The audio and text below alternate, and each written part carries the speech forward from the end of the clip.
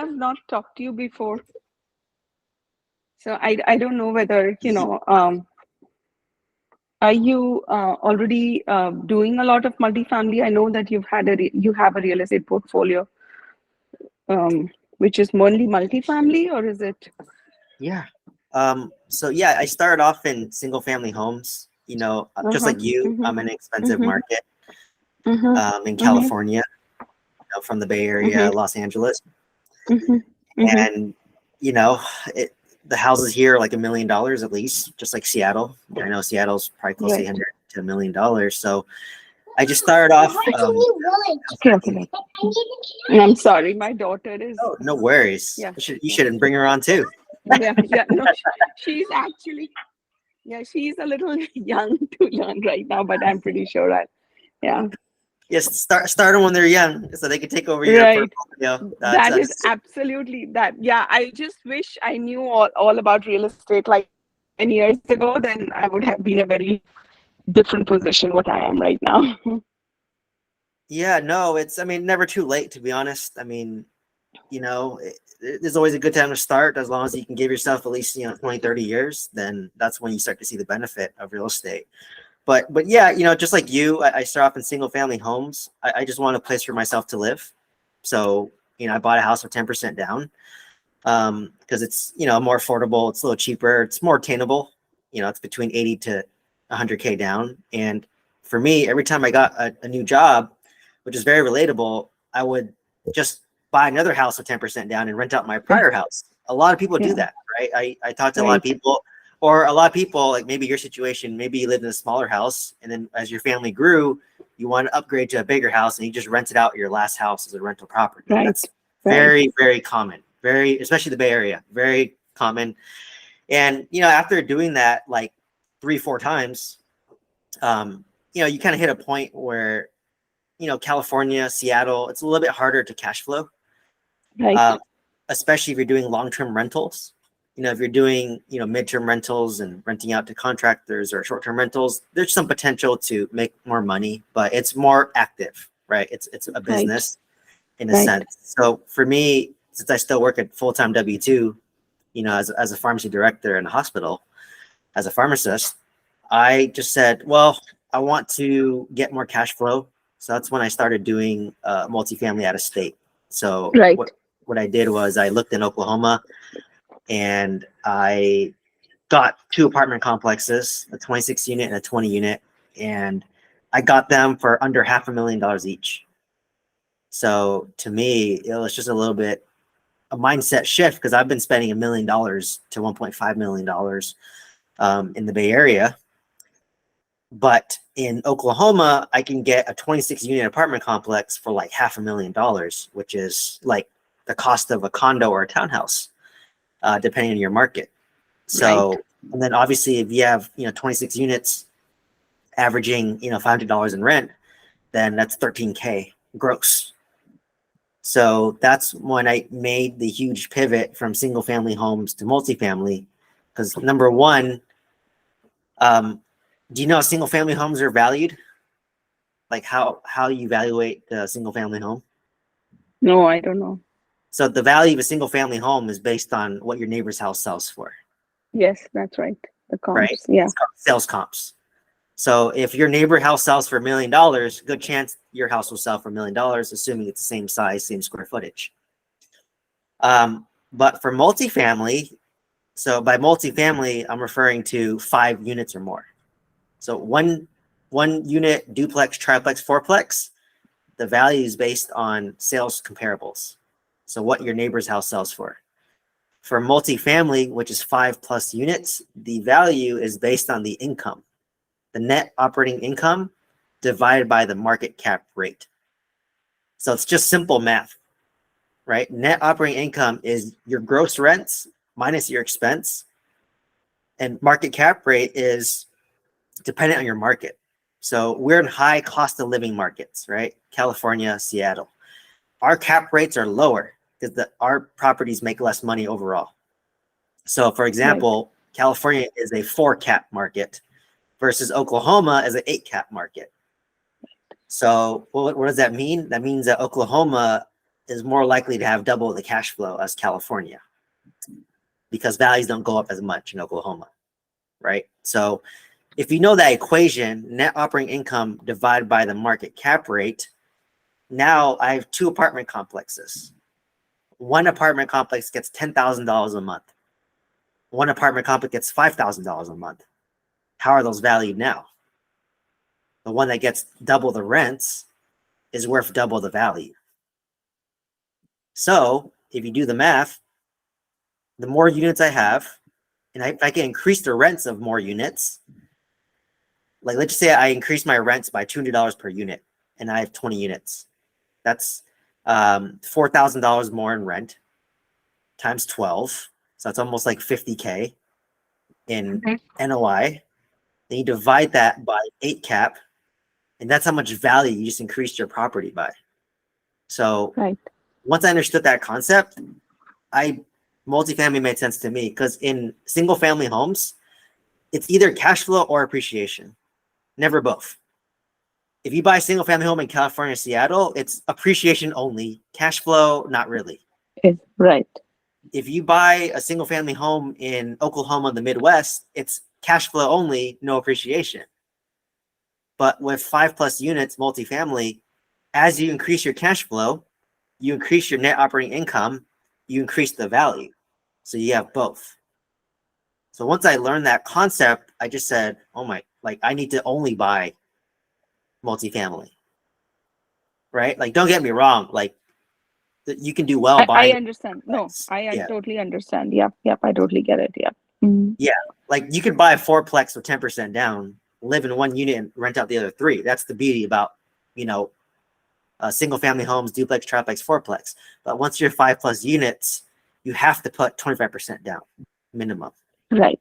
Right. With single So family what is? homes, Mm-hmm, you mm-hmm. do less than 20%.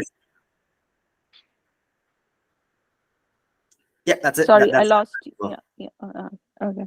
So, what is the state of multifamily currently? Because people are saying don't go beyond 5 units because of the interest rate, and then are the numbers still working in certain states or cities? well, with because multifamily is based on the net operating income divided by the market cap rate. So during times like right now, interest rates are going up, right? Right. When I was buying in 2021, interest rates were like 4% or Right. less. Single family home was less than 3%. Right. But today, I just refinanced my 20-unit apartment complex. My interest rate was 7%, and that's considered good today. Right. Realistically, you're like 9. Right. So if interest rates go up, typically cap rates will go up. So the values of apartments, multifamily will go down. Down. Right.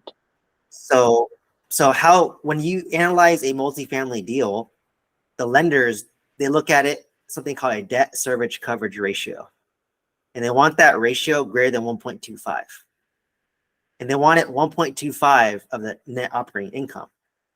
So if your net operating income, or sorry, if your monthly debt is $1,000 a month, your NOI must be 25% higher than that. So that's 1,250. So you do the math, right? And that's how you can figure out how to make an offer on the multifamily deal, because that's how the lenders underwrite it. Either A, you assuming 25% down to calculate that debt service coverage ratio 1.25, or you can make a bigger down payment and have a smaller loan in order to hit that debt service coverage ratio of 1.25. So, like what I kind of tell people, pick your poison when you invest in real estate. When interest rates are low, what happens? There's more competition. More right. That's right. Overbid, right? People in California in 2021 in California, it would list for like 1.5 million. The final price would be $2 million. People are overbidding by $500,000 because interest rates are so low. You can afford to overpay and still qualify based on your debt to income ratio. So that's why I tell people, like, oh, people tell me, oh, Steve, interest rates so high, I don't want to invest in real estate. I'm like, well, if interest rates are high, less competition. You just Right. buy right and then refinance when rates drop down in, whatever, Right. 3 to 5 Right. years. Right. So Right. as long as you buy right, you can't lose. That's true. You have to make the numbers work. Yes, as long as you buy right. So with multifamily, you can buy it under market value, and then you have the ability to renovate these apartments and raise the rents, which forces appreciation. Right. So how safe would you feel? Like my 26 unit apartment complex, I bought it and it appraised at $200,000 over what I bought it for, and I have the ability to raise the rents by $200 per unit times 26 units. So essentially, my apartment complex I bought for $500,000. Hmm. I'm putting in $300,000 to renovate it, and it's going to be worth 1.5 to $1.6 million. Right. So that's how you buy it with instant equity day one, but also have the ability to force appreciation. If you can do that strategy, it doesn't matter how the market is. It doesn't matter what the interest rates are. You will make money, right? So Right. that's it's really key. But the hard part is buying right. It takes Right. patience. It takes a lot of offers, to be honest, and submitting it. All right. So do you have any besides multifamily, do you have any short-term rentals also? Or Um, no, I don't. I didn't go down the short term rental route. I'm definitely. I own a mobile home park as okay. well, actually. But I do own, 5 single family homes in California, and a lot of my single family homes are near hospitals.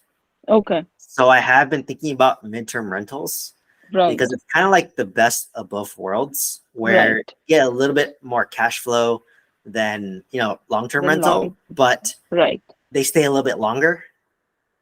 Right. Yeah, but so far I've had really great long-term tenants, but if they do Okay. leave, I am considering it just to get a little bit more cash flow. Right. And but it comes with other headaches too, right? Because if you rent by the room to, let's say, a bunch of nurses, there's gonna be complaints, typical roommate, complaints that Yeah. you have. So it's a Right. little bit more Right. work for Right. sure, but you can definitely increase your cash flow. So, once my apartment portfolio stabilizes, because I'm renovating a lot of units and renting them out, and in the process of trying to sell my mobile home park, um, to offload that. But once that's stabilized, I am considering, maybe trying it midterm rental, short term rental. But just right now, it doesn't make sense because I'm doing so many different things between my day job and all that. But I have seen people use like virtual assistants overseas and pay Right. them like $5-6 an hour. Five They're based in hour. like, Yeah. yeah, like they're based in the Philippines or Pakistan, somewhere in Right. those areas. And basically, because property management for short-term rentals, I interview a lot of people who do short-term rentals. They take 30% off your top, and it's really hard Right. to make that work. And Right. but it's hard because like with Airbnb, you can't just be like a normal house. You have to create like a unique Right. experience. So I think Right. midterm rental is more appealing to me in that way because as long as Right. you're in a good location, like one of my homes, it's nearby a Stanford hospital. So that they're going to bring in travel nurses Yeah. there, and Absolutely. Yeah. it's really close by. And nurses they work a lot. They work 12-hour shifts, and then basically Right. they um, go home to I sleep. heard. Mhm. I heard the demand for nurses, traveling nurses, has gone down after the pandemic, and the amount of salary that they get is probably so rent by room would be a good strategy for traveling nurses now. Yeah, I mean, I have an unfair advantage. I work in the hospital, Yeah, so that's true. I That's kind true. of know that. I think during COVID, it was just a little abnormal because nurses were getting sick with COVID, and we had to quarantine for like Right. 2 weeks Right. almost. Right. So Right. now they uplifted those restrictions. So I mean, they're always, to be honest, from my experience, there's always a need for nurses because nurses call out Right. sick, and the ER is usually short, the ICU is always short. So there's always a need for travel nurses, but the pay isn't as much as it was. It was kind of inflated, supply and demand. So there Right. was low demand, low supply, high demand. So nurses were getting paid more than physicians, to be honest. Right. But now there's still demand, but it's just not as crazy as it was before. And usually the travel nursing agency will cover their living expense for them. So if you partner with agencies, that's why I really thought about it. Cause like, I either I can just sell one of my single family homes, take the equity and buy a multifamily, or that's probably the most cash flow, but it's more work, or I can make that into a midterm rental. So I don't know yet what I want to do, but that's something I've been thinking about and something that I've been learning about. Because a lot of people that I've been interviewing, if you check out my YouTube channel, they do short-term rentals, and they, hit like good cash flow, right? Because if you average $5,000 net per Right. short-term rental, you get 4 of those. You're getting 20K a month, which equates Right. to most household incomes, right? Good Right. household incomes. Exactly. Exactly. And with short-term rentals, if you're W-2, it offsets your active income Active income. Right. because it's an active business, right? Right. So that's why I So said yeah. like, yeah. So I've been thinking about it too because I do work a full-time Yeah. W-2, and That's a lot. Yeah. yeah, like I pay a lot of taxes to Uncle Sam, and right now I have a lot of passive losses, but I can't offset it because Offset. it just Yeah. carries forward every year. Right. So Right. that's why I've Right. been thinking, I'm like, if I convert one of my single family homes into a short term rental, I just can take those losses off my active income. But it requires Right. more work and more systems. So I am selfishly trying to learn and do it. But Right. my single family homes, a lot of them have HOA, so Right. it just Oh, creates another that's yeah. hurdle. Yeah. So that's why midterm So rental is the middle ground. You're more cognizant of HOA, but who knows? They still might complain, right? Because your neighbors will know if like, hey, there's someone new here every like, you know, three a month months. or yeah. Yeah. Yeah. Yeah. That's right. So Right. I do have one that's not HOA, so that one could be like a good, test one. And it's closer to me actually. So, I've been thinking about it, but right now I just don't want to lose focus off of my apartments. That'd be kind of my advice for you too, is like whatever you pick, just commit to that one and do it for a long time and you'll be successful at it. Like, but for me, I bought a mobile home park, and because I'm splitting my mind between apartments and mobile home parks, you're not going to do one as great. Be great at one thing or good at two things, kind of same concept. So because of that, my mobile home park was taking a lot of time, taking a lot of energy, and that's why I decided to sell it. Had I just bought another apartment complex in Oklahoma, I would be in a lot better of a position than I am today, Right. Right. right? But with real estate, I'm sure like you get excited, you learn about new things, Yeah. and you want Yeah. right. Yeah. That's the personality of us real estate investors. But I'll tell you from personal experience, like it's not better. Just commit to one, whatever you like, do it and scale that, and you'll do fine, wherever that is. You don't need to like do multiple markets. You can pick one market, one asset class, and be fine. Like I just can do apartments in Oklahoma and have enough wealth that I know what to do with. There's no need for me to do like a mobile home park in Oklahoma as well, or like self storage, or So that's kind of my advice. I've been burned from that. In the process of selling a mobile home park, and after all that work of 2 years, at best I'm breaking even. I learned a lot, but had I put that money into another apartment complex, I would probably be a lot less stress, a lot less work, and it's copy and paste. Because how I do one apartment complex is how I do all 3 apartment complexes, versus how you do your apartment versus how you do your mobile home park is different too, and different property managers as well. So that was kind of a lesson that I learned, and it's a hard Actually, lesson that I learned. that is a great piece of advice, Steve. That is one of the best pieces of advice that you've given me because I exactly understand. So I just started my real estate journey last year. I have like a duplex in Dallas. That is how I just started, and it's on a long-term rental. And so that's my other problem that I have to kind of get the tax benefit for the active income for the W-2. That is the only reason I was thinking of short-term rental. So otherwise, like there's no other reason. So you're absolutely right that stick to one asset class, and even within one area. If you know the area Right. well, yeah, Because for me, I have to talk to 3 different property managers every time. Imagine if you talk to one property manager and they manage all your assets. It's a once a week conversation or once a month conversation, and it's just so much scalable. And then you know the market very well. Like I know in Oklahoma City, it's about 4 hours from Dallas. A renovated 2 bedroom, 1 or 2 bedroom gets you $700, and I know exactly how much it costs to renovate that unit, and I have the team to do it.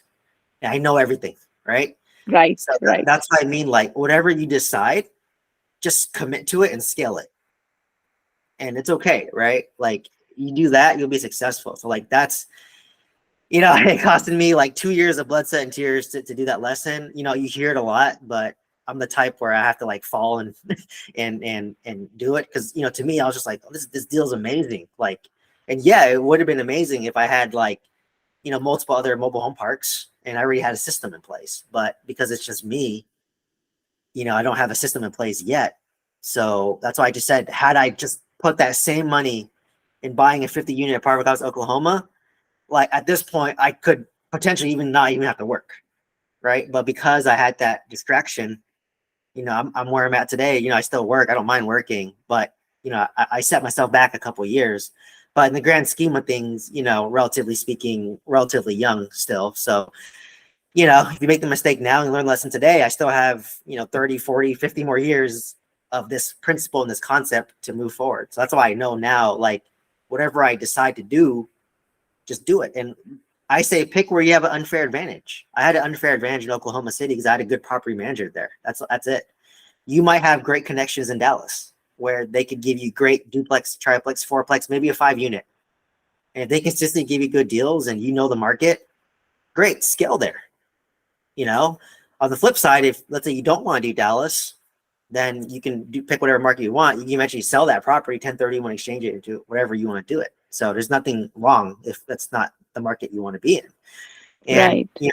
another thing too is like, not sure of your situation, but like if you and your husband or significant other, like if one of you cut down to part-time, right? So I'll just throw a hypothetical scenario. Let's just say Like reps, you're like a rep status, rep status, right? correct. So to be Right, reps, like for me, I'm single and I work full-time W-2, so I don't qualify as a reps. But let's just say I got married and who I marry stays at home or they work only 20 hours a week or less. So it's part-time. So at that point, they qualify as a reps. So we collectively qualify as a reps. So if you do the math, it's kind of crazy. So if let's just say I make 100,000, let's just say for simplicity, I pay, let's say I make 200,000, 50% goes to taxes. Let's just make it tax, easy. right, Right? right, So that's 50. So I basically pay $100,000 of taxes, but I net $100,000 right, after taxes. right, And if I buy real estate, and let's just say my significant other makes $200,000 as well, same thing, right? But let's say she cuts down to part time, she's only making $100,000 now. So she pays 50K in taxes, but then we can write off because we qualify as a reps all that real estate. And if right. I can write off $350,000 of active income, cut that in half. You just saved about almost $200,000 in taxes And net. taxes, net, right, right, Taxes net, right. right? How So that's why I many, said how, sometimes it's worth yeah, it to cut down for one of you to cut down to part time and you get to document your hours, like make it right, believable. Like I only right, work whatever 16 hours in this job, and then on my real estate portfolio I spend this much. But you have to have a big portfolio to be believable, right? Like me, it's right, believable. I spend a right, lot of time with 90 units that I own, right, so you have to document your hours to prove right. it. Yeah. So reps, I know they have the certain limit, like 750 hours or more than anything else you have to work in real estate, for reps qualifying status. Would be like, like one or two, if you buy like one apartment unit, like 10, 12 units, that would not qualify as reps or something, right? It's just the amount of hours that you Hours. document. So, I mean, obviously, in the beginning, when the first 2, 3 years when you buy an apartment complex and you're renovating it, you're spending a lot of Yeah. time, Right. right? You have to fly out there, do an inspection. You talk to your property manager. You document all these hours, and so the hard part of the reps. So, reps is real estate professional status for those listening. Right. Um, Right. and the hard part is it has to be the majority of your time. So if I'm working 20 hours a week, I have to do real estate related activities for 21 hours a week. So if, let's just say you don't quite get there, I mean, yeah, you might have to get like a real estate license, but if you have a large enough portfolio, you don't need the license. And like me, I easily qualify. um, for the rep status. So, definitely I'm not a CPA. I just know at a high level, but Right. that's probably the best. That's my experience. Just document it. And um, like I said, sometimes do the math. Like if one of you cut down to part-time and you call up every reps, like that, you might end up taking the same home money that you did versus both working. And then one of Right. you is part-time and it's nice, right? Like for Right. pharmacists, we can become Right. part-time and it's nice. Or maybe one of us can like be full-time, one can be part-time. So I've seen people do that a lot where, um, with that, or the other loophole is you buy short-term rentals and you can still both work, Right. and then, offset that income there. So, Mm. and then, if you get kind of fancy, you can do like corporations and, pay your kids to like help you do stuff, Help right? you. And Right. Right. tax, Right. Right. more tax benefits on that end. So Right. yeah, that's Right. just kind of my experience. Ironically, I actually don't use a CPA. I actually do my own taxes on TurboTax. Yeah. Um, I like to actually learn and read myself, but Right. obviously, you can make mistakes too. But once you do it, I've been doing it for the past 5 years. It's not bad. Sometimes I'll file it myself, and then I'll just like hire a tax attorney for like an hour of their time just to go over it with me once it's kind of like Right. done to see if it makes sense. Right. So, it's kind of good to know, Mm-hmm. Mm-hmm. why you're doing certain things. So that's a great Right. question. Yeah. So what's kind of your goal? You kind of mentioned you just have a duplex right now, and I assume you just have a house that you're currently living in Yeah, Seattle. that's those are yeah, that's true. Those are the only two houses that I have. And my goal, I resigned from my job. So I'm going to do like a locums now just to give me more free time to focus on the other things that I want to do. Um, and Hmm. then um, and then, so the for the active income losses, the only way like we can do either rep status versus a doing an STR, and I don't want to do the rep status this year. I may think about doing it in the next couple of years, but right now, I mean, I have to have like some real estate to kind of, you know, do that. But this year I'm thinking of an STR. So I'm looking for a market. And I'm, trying to decide which market. And it's difficult to make the numbers work with the 9% interest rate. So Yeah. So between the 9% interest rate and then also, using property management, they're charging a right, high fee. right, So the only way to make right. it work is, maybe you have to just kind of break even until interest rates drop down. Um, And then we like can. during this time, unfortunately, it's like a bad time right now, relatively speaking. Ironically, I appreciate my job a little more now. I Yeah.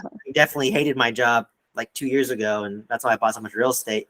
But given it's harder times now, it made me really appreciate my day job because you know how it goes. Whether you put in 1 hour work that day or 10 hours of work that day, you still get paid 8 hours a day, regardless of how much work you put in, and it's like guaranteed income, for the most part, every 2 weeks. So it's good to kind of still work if you can, obviously during the bad times, but then I'm hoping during the next bull run, hopefully in like a year or two, that's when like all my current real estate just skyrockets and I can have the option to just kind of step back a little bit and then do other things, but definitely um, have been thinking about the STR route. From what I've kind of learned so far, you have to like create a unique experience. Like it cannot just be like a normal run of the mill house. Like you have to be like very, very unique and offer certain things that are like very unique, like doing yoga or pickleball court or mini golf in the backyard, pool, just a bunch of random things. And you have to kind of create your um, kind of property Niche. management system using VAs and to save Yeah. money. And that takes time to build that too, because you have to go through multiple VAs, you have to train them, create processes, find your team. So, but once you have that, it's easy to scale, right? Like once you have that all established, it's whether you have like, 1 or 5 STRs, it's kind of the same deal. Same. Um, Hmm. so No, my fear of STRs though was that just oversaturation. Obviously I'm not in the games, I don't know, but there's Right, always a need for right, long-term rental housing. So if right. you think about my apartment complex, like I think about not many people will do this, but imagine you get an apartment complex, you have 20 units. Let's say 15 units are dedicated towards long-term rental tenants. You have five And then units that five. you can have Right, STR. And you have the right, best of both worlds. Like right, you could have two 10 plexes right next to each other, and like maybe one 10 plex is long-term rental, the other one short-term rental. And if you can kind of create a unique experience and you're close to like good areas, then it can definitely work. So that's what I kind of like about multifamily is you can always go from long-term rental to short-term rental. But I'm sure as you know, when you buy a short-term renter, make sure it works as a long-term rental as well, just in right, case. Right. So right. That's true. you always have to have like multiple exit strategies because you don't know because Right, people may not be as like traveling as much or during COVID, all the tech workers were just staying in Airbnbs in different areas, and it was just a lot more demand than before. And obviously, a lot more people are getting into the game now, so it's definitely more competition than what there used to be back in like 2017 when it got really hot.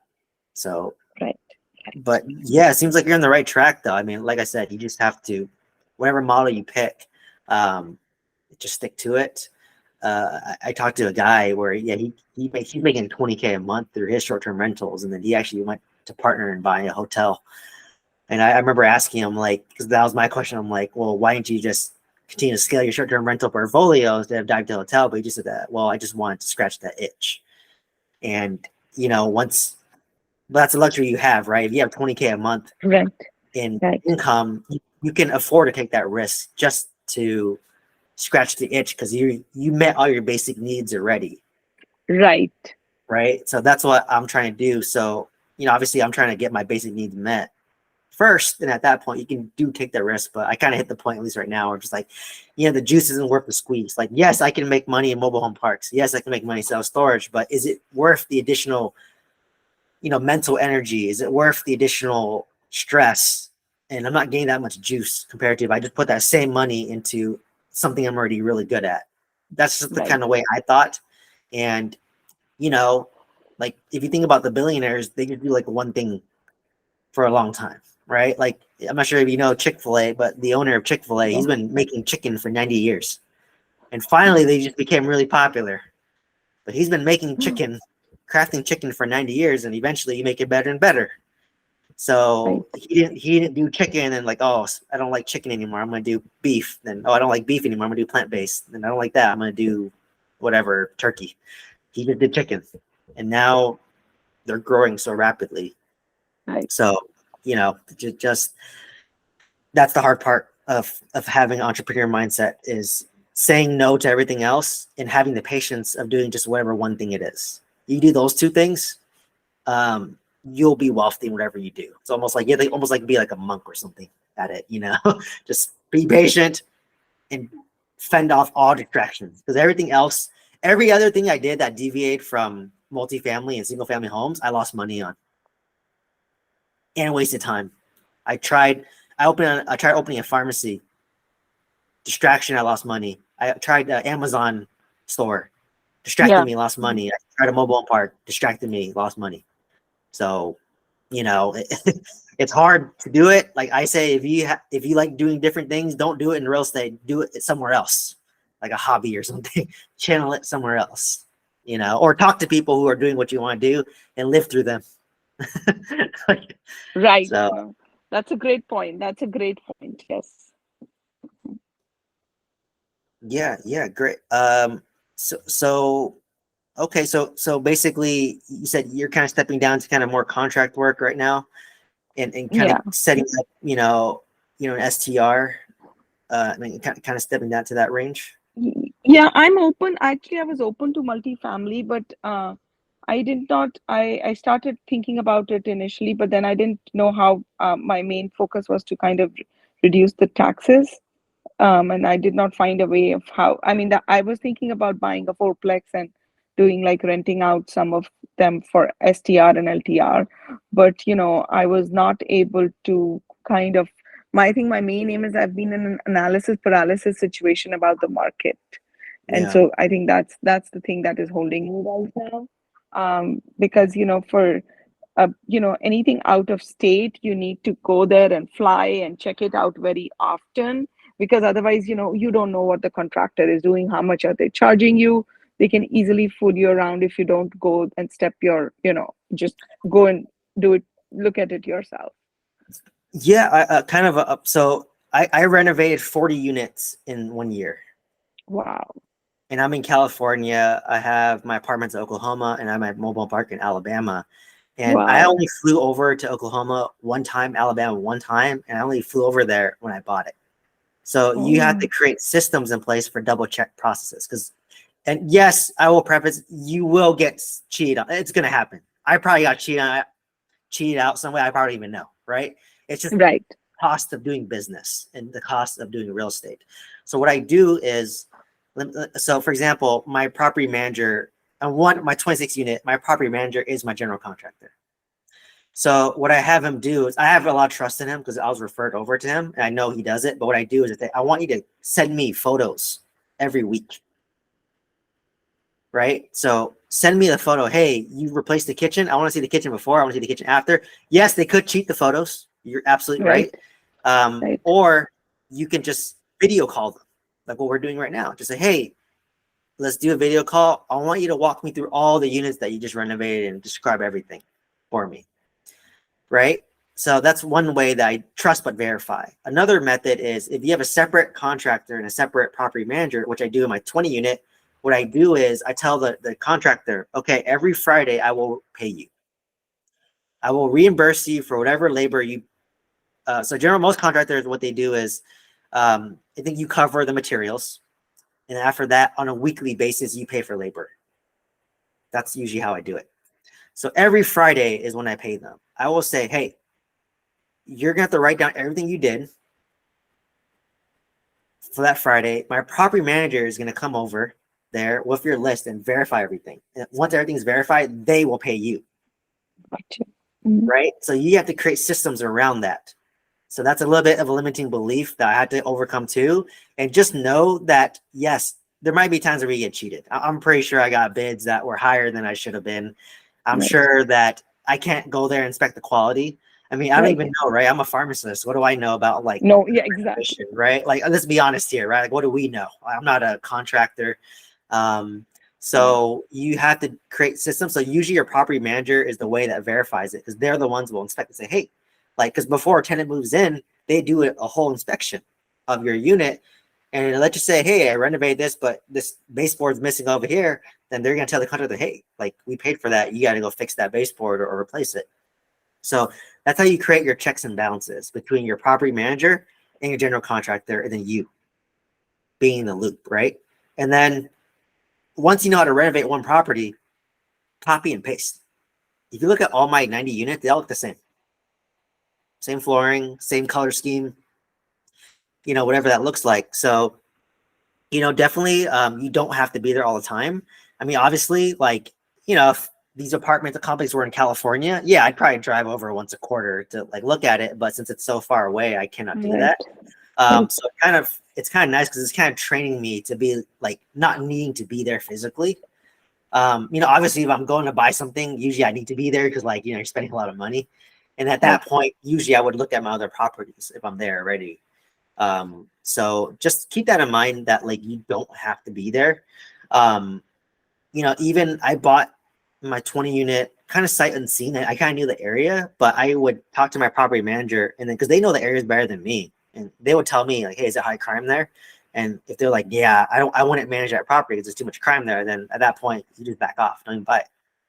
Right. Versus if they say, oh, that's a great area, like, you can get this much rent and all that stuff. And at that point, it's worth pursuing. And something that I just kind of thought, and you can check out one of my videos, but if interest rates are high, you can do creative financing. You can take over loans subject to. If the property is owned free and clear, they can Mhm. become the bank for you. So there's other ways to do it. Like, like the key for what I tell people, and a lot of people get in real estate, just make offers that make sense for you. And if they turn you down, whatever. But what it gets you in the habit of is taking action. And that helps a lot with analysis paralysis. I've had the same thing. I used to think multifamily was impossible for someone like me. I thought that was only for rich people who were worth, $100 million, until I started seeing people just like me who work a W-2 job just like me buying apartments. And once I kind of saw that, I just said, okay, it's doable. And, fast forward, a couple of years, I own like 90 units. So I think that's what kind of helped me just make offers, even if it's so low and they're not going to say no to it. Just get in the habit of making an offer, and then they at least know that you kept your word. If I say, hey, I'm going to make you an offer by this Friday, you'll see an offer from me from this Friday, whether you like the offer or not. At least you know that I took the initiative. And at that point, if it's owned free and clear, you can inherit the loan, right? So what people do is, like, let's just say someone has a $100,000 loan at 3% interest and they want to sell for $200,000. You can take over that loan payment, subject to, and then you can ask them, can you carry a promissory note for whatever 80K at 5% interest only, and then I'll just give you 20K down, right? As long as the numbers work on the property and you can afford that, you can pick your terms. So that's something that, like, I've been kind of looking at, because I'm at the point where I'm running out of capital, obviously. Unless I do cash out refinances on my my 26 unit, but my interest rate's at 4%. I don't want to lose that loan, so it doesn't make sense to cash out refinance. But if interest rates drop down to like 5, I might do it. But I'm out of capital, so I'm actually looking at doing some creative financing strategies where I can just take over a property subject to. Maybe somebody has no equity in the deal and they just want to sell it because of whatever situation they're in. So usually the best way to buy property subject to is they're selling a house and they already have the house they're living in next. So what does that tell you? They don't need the money to buy the next house. They already have the next house. So what you have to pitch to them is, I'll take over your payments, but I'll also pay you money on the equity that you own. So it's doing better. Like, me paying you 7% is better than your money sitting in Chase or Wells Fargo, which pays like nothing, essentially. So it's just a matter of finding those type of buyers. And that's what I'm kind of like pivoting towards, because, like, either A, you have to partner with people. I don't prefer to do that. Or B, you go create a financing route where you do low money down. So for me, I'm actually prefer going that low money down route. And I think this is a great time to do it because interest rates are so high, and you can tell people, like, hey, why don't you become the bank and you make the money? Like, why should the bank make the money? You should be making the money. And what are you doing with your money? So, but that takes a lot of trust, building with the owners. And, something that's kind of confusing for people is like, let's just say I were to buy your property subject to, your name is still on the loan, but then the deed goes under my name. And then what happens is you continue to pay Wells Fargo, and then I will pay you. So I pay you the loan amount plus whatever the promissory note is, and then you take that money and then you pay your lender. So, so I'm really looking at doing that. Because I own a single family home in Huntsville, Alabama, actually, and looking to do that because, like, some properties may not have gone up in equity, and maybe people want to sell, and that's when you can take over property subject to, and then just give them a promissory note. So you're doing very low money down deals. So that's what I've been kind of noodling a bit, but I burned myself out a bit. So doing 90 units and 40 renovations in 1 year. So I'm just trying to, like, it's funny, like, we real estate investors complicate our lives massively, and then once we hit a certain amount of wealth, we spend a lot of money to simplify our lives. It's kind of like a full circle, right? Like, my life was very simple. I bought 90 units and now it's very complicated, and now I'm trying to simplify my life again. So if you know that picture, just keep your life simple, but slowly, gradually grow. Right? Like, I'm not sure if you're into, like, spirituality, but like in kind of like Asian Buddhism, like, life's a circle. That's the whole reincarnation thing, right? But the problem of life being in a circle is that you never take action. You're stuck in this. Right. But in American society, life is like a straight line going up. Like, we must be doing something at all times. Action. Right? That's right. That's the drastic. So the if you listen to a lot of ancient sayings, the truth is always somewhere in the middle. So what does that look like? Imagine a spiral of circles, but it slowly goes up. So there's periods where you're going in a circle, but you're gradually going upwards. So like once I kind of learned that, obviously I was at the point where I was just going in a circle doing nothing. Then I hit the point where I was a straight line, vertical line. Yeah. I was a vertical line. And Yeah. now I'm kind of pivoting towards like I'm going in circles, but gradually it's spiraling upwards. But if you can kind of learn that early, that's how you build a real estate portfolio without like burnout. And you can do it Right. for like 30 years. So a lot of people don't talk about that stuff. I learned it firsthand because I bought 80 units in 8 months. And in that 8 month window, I had two other 50 unit apartment complex under contract, which fell through due diligence. So I was the definition of like just straight line up. So, I think there's ways to do it. Just do it in a way where, it makes sense. Like, would I do 3 value add mobile apartment complexes again? No, just one at a time. Right. It takes 3 years. Like, just so you know, if you buy an apartment complex, it take you 3 years to stabilize it if you're renovating Okay. it. Okay. So just know that, like, if you buy an apartment complex, know that you're not going to probably buy anything for at least 2-3 years until it's stabilized. It would be reckless to do so. So that's what I'm learning. So I bought 80 units in 1 year, so I'm good for like maybe 5 years. So it's okay to go slow, and whatever. If you make 100 offers or 1,000 offers and you only get one deal, but one deal is sometimes enough. If that one deal is like a 40 unit apartment complex, that's enough to honestly retire, someone from their day job, or maybe the whole family from their day job, once Right. it stabilized after, 3 years. So, it just requires that patience. And, a lot of people, they give up. Like I send mailers out, and a lot of the people I teach, they give up after like 3 months. I say, you have to do it like for a year at least to get any results. Yeah. So like it feels bad. I get it. Like you send out letters, it costs money to do that, and then people reject you, but you have to keep on going, and eventually you'll get that one guy who owns a 40 unit apartment complex, and he'll sell or finance you the deal, and you're able to double the rents. You get one of those deals, it'll cover all the money you spent on your marketing, all your effort that you ever spent. So once you realize that, you just have to like kind of wait for that one deal. So that's what I want to practice. Like I'm like, I have no money to buy real estate. I can either A, just stop and do nothing, or B, I just can make offers on deals with low money down. And in worst case, they say, no, I don't care. Like I don't need the real estate anyways. I can still I have 50 or whatever, 50 units after I sell my part, like that's fine, right? There's no rush for me. It's Right. when you act in too much urgency and rush is when you make dumb, stupid decisions. Versus I'm like, hey, I'll make an offer. You see my offer, maybe he'll call me back in 6 months. Maybe he won't, right? But they remembered you. Like, oh, you're that guy who made me that offer. And they'll call you back. That happened to me before. I made an offer, he didn't take it. He called me back like 3 months later. Hey, you still interested? You never know, right? So all you can do is just make an offer that makes sense for you, and throw out whatever out there into the universe, and whatever the universe gives back to you, it could be a great deal. So yeah, that's kind of like what I learned. So I saved you the headache of buying 80 units in 8 months. If you take that advice. No, I would definitely take both of your advices. Both of them were very, very great, and I'm going to jot it down on a piece of paper. Yes, I'm going to remember that. The spiral should go up slowly Yeah, according to what you can digest rather than just kind of being, aggressive. Yeah.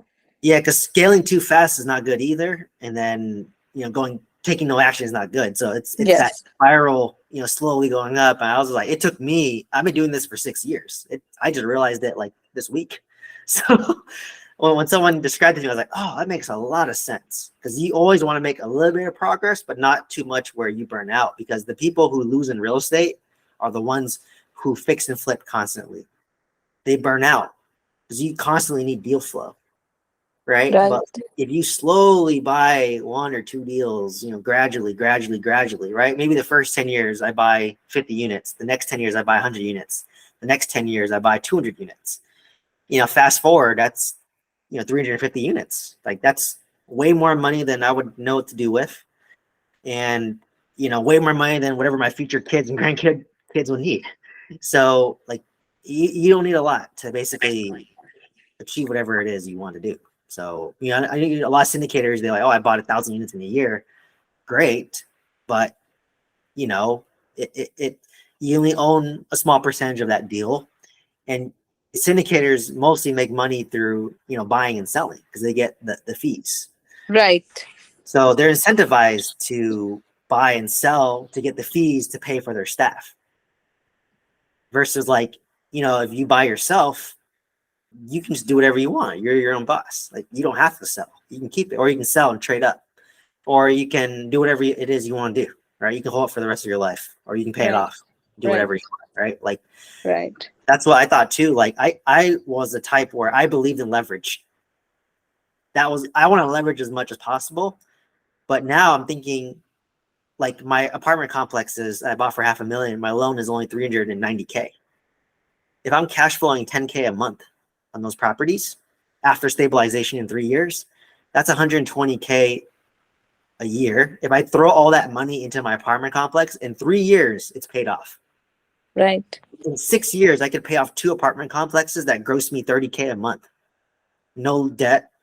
And assuming 50% expense, that's $15K a month. That's more than most jobs. That's more than my job, right? That's a household income, Right. 2 Right. household incomes. At that point, you're done, right? you own 50 units, they're all paid off, you gross 30K, you're done. You don't have to do anything. You can just relax and do whatever it is you want to do. So, once I kind of learned that, I was like, I may not want to cash out refinance my properties and pull out more money. If you want to grow, yes, that's what you do. But if you want to build a foundation where you can leave your job, then you want to, pay off properties that you can. And once you have paid off properties and you have that baseline, like if my baseline is 15 to 20K a month, at Right. that point, I can then scale real estate again and build upon that foundation, right? So you want to build a big base. It takes a lot of time, a lot of effort, a lot of energy. But once you build that big base, it's easy to build a tall building on top of that. Right. So that's the part where, myself included, we fall victim to that because I always see the stories in the podcast. Oh, I retired in 2 years buying 6 rentals. And I'm just like, oh, I own 90 units. I've been doing this for 6 years. I'm not retired. And, it's discouraging. So, but if you build that big foundation, which I'm building, believe me, like the moment I start to scale, it's going to be huge again. Right. Right. Because I would already have learned everything. I would have know the market. I would know the system. I'd have a system in place. At that point, you just get some capital. If I want to raise capital, it's easy. I know the market. I have the team in place. It's easy to raise money if I want to go down that route. Or like, brokers, your property manager, they manage other properties, apartments, they can send you deals. It gets easier. The game gets easier and easier the longer you've been doing it. So like my next deals in Oklahoma will be easier. The deals after that, even easier. So it just gets easier and easier and easier the more you're Right. doing the same thing. Right. Did you kind of purposely research Oklahoma, or did you just get to happen that by chance your first deal, or did you kind of research other other areas also? Yeah. So for me, I was looking in like the Midwest, Southeast, because it's just cheaper. Right. Because I could see apartment complexes for like around $1 million. And I just Right. thought, wow, a single family home in, our markets is California. 1 million, but I Yep. can get like a 20, 30 unit in the Southeast, Midwest for, about $1 million. So I just thought, Right. okay, like I'm comfortable in that $1 million range. Right. So it made sense. So I started researching markets. So I look at 3 metrics when choosing my market. So the first one is there job growth? Upward. Mm-hmm. Obviously where we're at, very tech focused, right? So it's cyclical, but there's Right. jobs. And Right. where there's jobs, that's going to lead to population growth, which is going to lead to rental demand, right?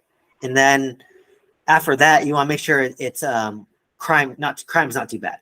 Yeah. So my mobile home park, the mistake that I made, if I were to make one, it's too much crime. More crime than I would like. Right. Right. So never compromise location, right? Like I made, location, location, location. I hear that. I made the mistake. But never compromise crime, right? Don't step away from it. And it's not even worth it. The stress, the headache, don't do it. Right.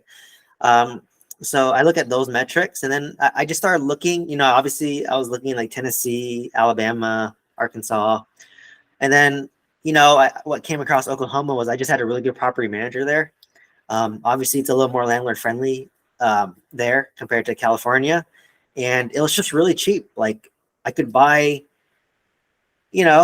apartment complex for $500,000, get $700 in rent. And I just thought, just learn here. And if eventually it didn't work out, I can end up just selling my apartments over there and 1031 exchange it into California where I'm at. Right. Obviously I know my market because I live Right. here. Right. But just knowing that, California, it's not going to be as much cash flow, but obviously there's a demand for renters. There's always Right. a demand for renters, like Right. regardless of where I'm at in California, Right. your minimum rent's going to be like $2,000 at this point because it's cheaper to rent in our market than it is to buy. Right. So, that's how I chose my market. But I just say choose where you have an unfair advantage. If you have a great property manager somewhere, that's a good place to start. If you have a great real estate agent or broker that can bring you great deals there, that's a good place to start. If you're a great general contractor, it's a good place to start. So I just say know where you have an unfair advantage at, and then you can start with there. So Sure. usually unfair advantage is obviously your market, but Sure. if it's too expensive, then go somewhere where you have people and they can refer you. So, it's pretty simple. I know people overcomplicate it. Like people are like, oh, I've been stuck picking my market for the past 5 years. And I'm like, once you start making offers, like you'll learn about a market fast. Right. And once you start talking to brokers, once you start talking to property managers, you'll learn about the market. That's how I learned about Oklahoma. Like it's a lot simpler than you think. It's you just ask people. It's easier than our jobs, right? Like I'm a Right. pharmacist, Right. like just ask a question and it's not rocket science. Like, okay, it's a good area. The rent's $700. Okay, renovate it. It's like 10,000 is what you do. Like, it's not rocket science. Like most people investing in real estate usually drop out of college, right? Right. That's why they're doing it. And, I have a doctorate level degree. So, I'd hope I'd understand at least a high level about real estate. If I'm smart enough to get my doctorate degree, I'm pretty sure I can understand real estate. At the end of the day, it's a little box that you make sure it's a nice functional box that people will pay you rent for. And that's about it. So, yeah, don't overcomplicate it. Like I said, obviously you have a duplex in Dallas. I know we're getting hit with insurance this year. My insurance went up. Insurance went up. Yeah. Yeah, my insurance for my 20 unit went up by $5,000. Wow. It went from 20,000 to 25,000. Mhm. And I shopped it around, and that was still the best price. And most of the people were telling me, "You're lucky they even wanted to renew you, because some places will not even renew you at all." Right. So I feel very fortunate on that end. So that's why I said pick wherever you have unfair advantage. I know Dallas is popular, market. Obviously if you have advantage there, then leverage that advantage. If not, then just start looking at other markets and just underwrite properties on LoopNet. All deals on LoopNet are terrible, but if you type in Dallas, Texas, filter multifamily, you can analyze all those apartment complexes. It'll give you a sense of like how much it's going to cost on the high end, Right. right? Because LoopNet's always overpriced. So, like when I was going on LoopNet, I'd see everything would be like $60K per door. So I would know, okay, if it's $60K per door, probably a good price would be $50K per door. And if I want to buy under margin, I need to buy under $40K per door.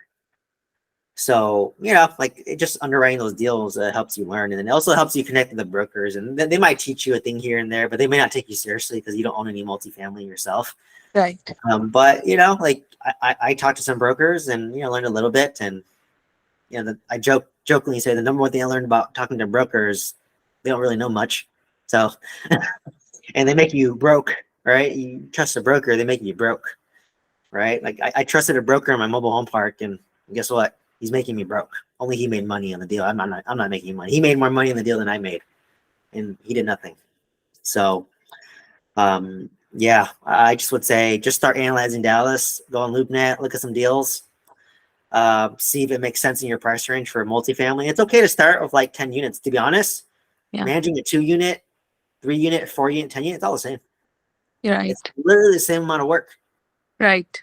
When you start getting to like 30, even 26, when you're starting to get to like, I think 50 plus, where, you have like renovation teams, that's when it gets a little bit harder. Like I was managing like 3 renovation teams I think, at one point. Yeah, that's a lot. I had 5 guys on my mobile home park. I had like 3 on my 26 unit and like 1 guy on my 20 unit. My 20 unit guy, it was a 1-man team, and he would renovate all my units, believe it or not. But he was fast. He literally would like stay there like 12 hours a day, just working on it, go home, and then sleep and then come back. I told him, you can sleep in my apartment. Yeah. You can spend the night there if you want. I don't care. But yeah, like I'll be honest, whether it's a 10 unit, it's the same amount of work.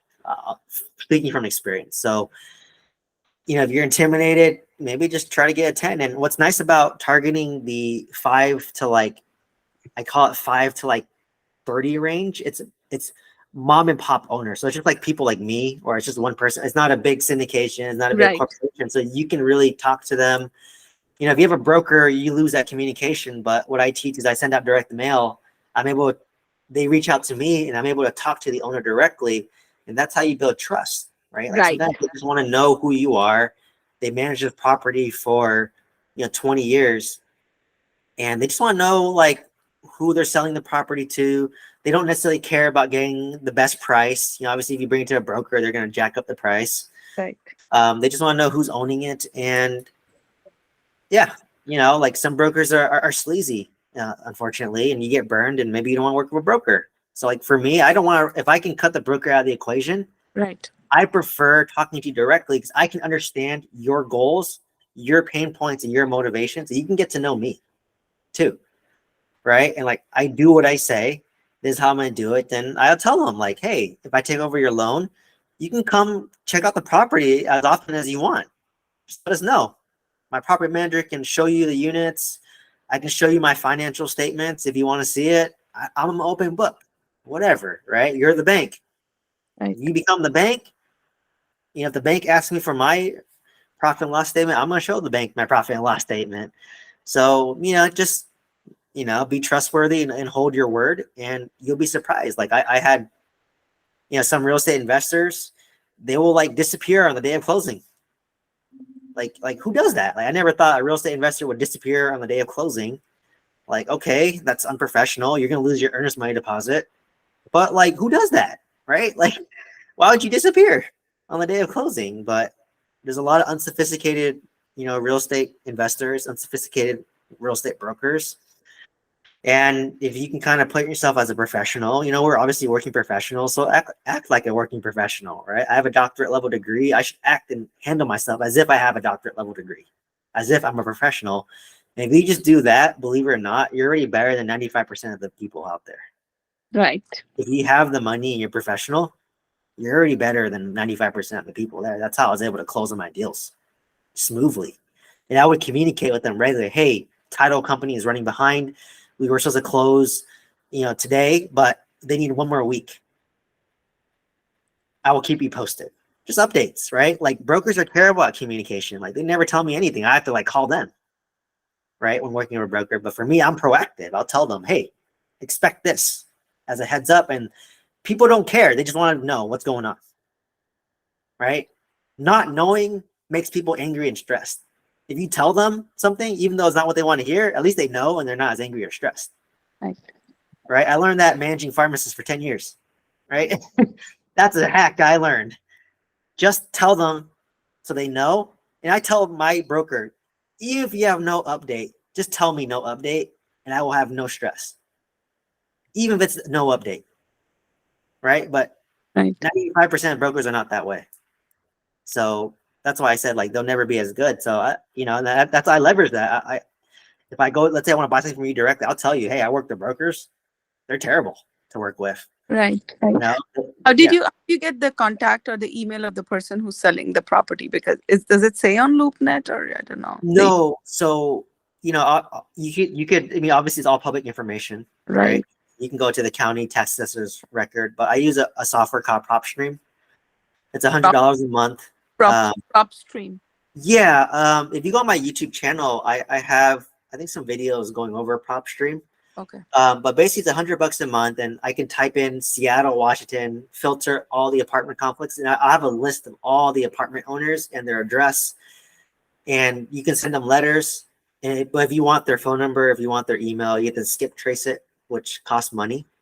And then at that point, you can, find their phone number, find their email, and all that. So, that's a way to reach out to them. But for me, I like letters because, I work a W-2, I'm busy, but like, it gets annoying when people cold call you, they cold text you. Technically, it's illegal to cold text somebody without permission. And then, or cold email. I get so many of those cold calls from my apartment complexes, and it gets so annoying. But for letters, I send you the letter. It's up to you if you want to respond to me. And if you do spend the effort to call me, text me, or email me, you're probably more motivated and wanting to sell versus somebody that I just cold call on the Right. phone. That's right. So for me, it does cost more money, obviously, but I just had more success, and it just works for my schedule a little bit better. Like I'm gonna send you the letter. It's up to you. You want to call me. And sometimes people throw that letter into like a little cupboard, and then like 6 months later, they're cleaning out their cupboard and they see it and they're like, oh, I want to sell to this guy now. And they called me, and like literally, I bought his apartment complex, not too long after. And what's nice about getting to know these owners is you can say, hey, like, sorry, my offer didn't work out for you, but do you know anyone else that's selling? Because real estate investors, people who own apartments, know other people who own apartments. So that's how you kind of build your network, and that's how you get off market deals. So, and I tell my property manager that too, like, hey, if any of your sellers are in a bad situation, or any of your owners that you're managing the property for are in bad situations, or you think they want to sell, I'm open to buying. Right? Bring me the deal. Let's make an offer. So yeah, it's just kind of that personal touch. And like I said, like it takes a lot of time, a lot of effort, but I stack on one of these deals, like one deal a year. That's a lot. 30 units. Imagine like 30 units every year. Like that's a lot of real estate that you can do with. So if you kind of have that mindset of like just getting one or two good deals, every like 3 years, like it's okay when people don't like say yes to you immediately, but that one deal you do get, it can change everything for you and your family. So, it just requires a lot of patience and resilience. And that's why I beat up most people, to be honest. I'm not talented. I'm just persistent, and I follow up. And, if I say, hey, I'm going to follow up with you in a week, then I put it on my calendar and I make sure I follow up with them in a week. So it's just that persistence, and they can tell, right? They can tell if you're sophisticated and how you present yourself and how you handle your business. And it definitely sticks out. And I thought I was normal, but I found out that I'm like the 1%, where apparently I'm abnormal, which probably makes sense why I bought so much real estate in a short span of time. So, but in my mind, I thought I was nothing special. I thought this is how everyone conducted business, because that's how I thought a business person should conduct themselves as. But find out that I'm the only person doing this this way. So yeah, once I learned that I'm the 1%, then I'm not even stressed anymore. I'm like, I'll find a deal. When I'm ready to buy real estate, I know I can find a deal in a year. No rush. I'm not going to make an offer on a deal out of desperation. I'm not going to sell a property out of desperation. I'm not going to do anything out of desperation, because I know that if this doesn't work out, I'll find 10 other deals eventually that may work out. So, if you kind of have that mindset, that's why they say really it's mindset. Honestly, if you listen to all podcasts, anything you do, it's all mindset at the end of the day, and taking consistent action and just doing something for a long period of time. And you'll if you make 5 offers a week every week for 10 years, I guarantee you'll have a large real estate portfolio. So, that was kind of my rant there. Any other questions? No, I think that was the great talk, Steve. I learned a lot. I learned a lot today. Yes. And I really appreciate you being open about it, because there are very, very few people who will tell you, what happened to them and the mistakes. And, this is a great opportunity for other novices, to learn, and, get their acts better. When people talk openly, this is a excellent learning experience. Yeah. If you check out my other YouTube channel videos, I'm very transparent. Like, a lot of the podcasters and YouTubers, they never talk about how they fail. They just talk about they would like for me, it would do that. Oh, I bought 80 units in 8 months. I'm impressed. Right. With me, Yeah. Right. But I'm the guy that's saying, don't do it. I did it. Yes, I did do it, but this is all the stress it caused me. These are all the Right. mistakes I made. And I felt that content was missing. And, you know, I joined mentorship programs where I paid $15,000 to join to learn. And, you know, I like, no one, even they weren't telling me that type of stuff. Like, I'll tell you, if you buy an apartment complex, the moment you take over, you're going to have 5 tenants not pay you. And whatever cash flow you underwrote on your little spreadsheet, it's out the window. The moment 5 people stop paying you, your cash flow is gone. So have the reserves and anticipate it and know it. Right. And that's what kind of inspired me too, to kind of create my own mentorship, create my own course. Cause like, I'm just like, I felt like the education was so lacking. And I'm like, you know, people were teaching it. They used to invest like 20 years ago, but like, I'm literally in the weeds doing it today. Like I did a cash out refinance, like in the past month. I'm in the process of selling my mobile home park. I'm literally renovating just today. I ripped out the face board of my 26 unit and I added like a new face board and painted it. And it cost me $4,000. I just did that today. Right. So that's how you really learn. And, you know, just learning from people one step ahead of you. And that's why I say you have to choose your teachers carefully. Cause like a lot of people will not, I'm the reverse. I don't talk about the good I've done. I'll tell you every way I messed up. And, you know, unfortunately, some people don't listen when it's free. People only listen when they pay you a little bit. Right. But if you can, you know, take the information for free, yeah, I saved you $15,000, right? Don't have to join a mentorship and don't have to go through all that. And, you know, obviously, even despite learning from me, you're probably gonna make mistakes. But what's nice too is if you share your mistakes with me, I learn from you. Right. So that's the type of community that I'm trying to start. So that's why I do these channels. I record it and I upload it so others can learn as well.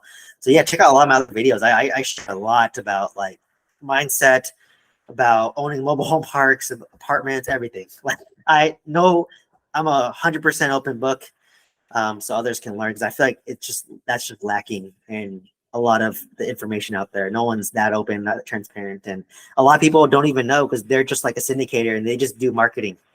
They just memorize a PowerPoint and regurgitate the same PowerPoint 100 times. And if you ask them, oh, so how much does it cost to replace the kitchen? They can't tell you.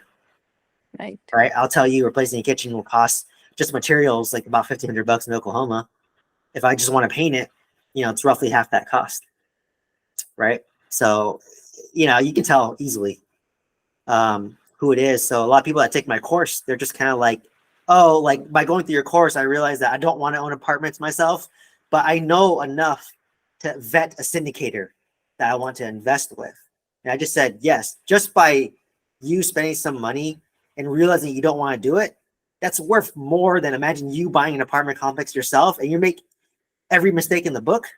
That's going to cost you way more than that cost of education. Or if you just choose a syndicator, let's say your cousin says, hey, I'm going to syndicate. You trust your cousin, he doesn't know what he's doing, give him money, 50, 60, 100K, they can lose your 100K. I'm like, well, how'd you spend a couple thousand to educate yourself? You can at least have enough knowledge to get a baseline to vet people, right? So that's what I'm trying to do with my channel too, where I give a lot of stuff for free, open book, 100% transparent. Only difference between that and my course is just more structured. It's organized. My videos, I'm just talking to people like you who want to learn and I'm answering questions and sharing my experience. So it's a little bit more scatterbrained, but at the end of the day, the information is the same. It's out there and it's just a matter of like, do you apply it? And even myself, I need someone to take my own advice. Like, you know, some of my students are teaching me stuff I taught them and reminding me. It's kind of funny sometimes because I'm so emotional in the moment, I forget myself. So it's nice to even have a community where we're kind of like looking out for each other and doing that. So that's what I love about this and that. So glad that it definitely feels good that, and thank you for sharing that. It is valuable because that's what I'm basically trying to do is just teach people. That's my true passion, to be honest, is teaching people. You know, it's my healthcare background inside of me. So I just really love to teach people and help people, you know, buy apartment complexes or maybe help them realize that maybe it's not for them. That's fine too. So, so cool. Well, thank you so much for hopping on. Thank you. Really appreciate your time. Yeah. All right. Hope to see you next week. Thanks. Bye. Bye-bye.